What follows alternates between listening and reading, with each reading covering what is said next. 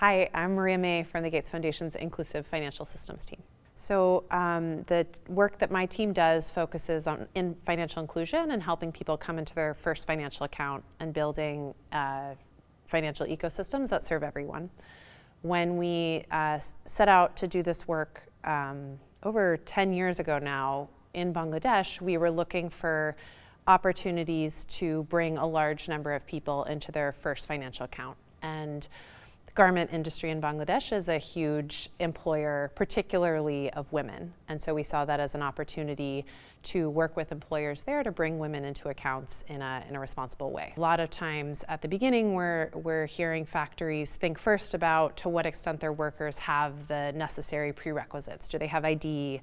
Do they have a phone if they're thinking about mobile money? Are there different financial access points in the neighborhood that these workers will be able to access? Do the shops that people shop at, do they accept digital payments, or are they going to be expected to spend in cash? If we're looking specifically at workers for whom financial services are new, then there's a whole journey of being onboarded into that first account, understanding how it works, having trust in it, feeling comfortable using it, addressing customer service issues. The other thing we're seeing a lot for enterprises, especially the smaller ones, is often their human resource systems are fairly informal. And so, a lot of the benefits of digital wages come from being able to have other elements of your back-end systems digitized. And so they often need new softwares.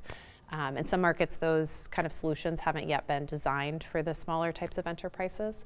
And then the last one, obviously, is cost. And so, is there a salary disbursement fee? Are there withdrawal fees? Who pays where is always one of the hardest parts of finding things that work for all different stakeholders.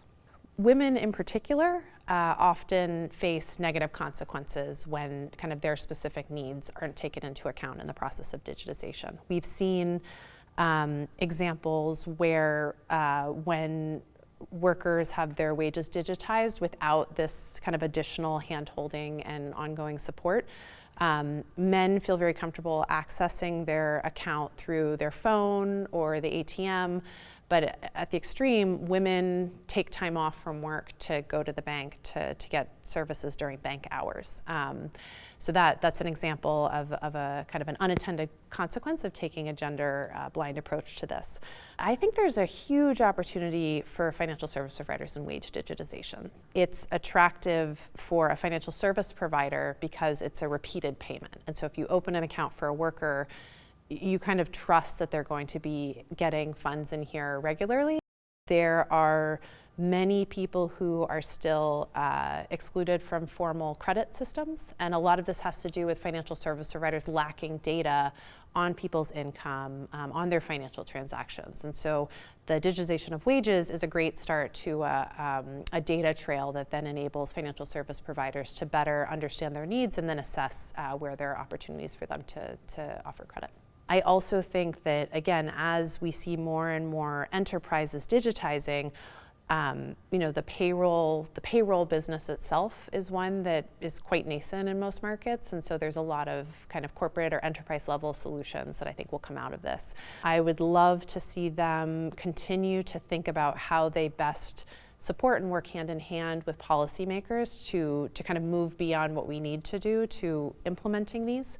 And to continue to convene different stakeholders together to think about how we bring in those missing elements in different ecosystems.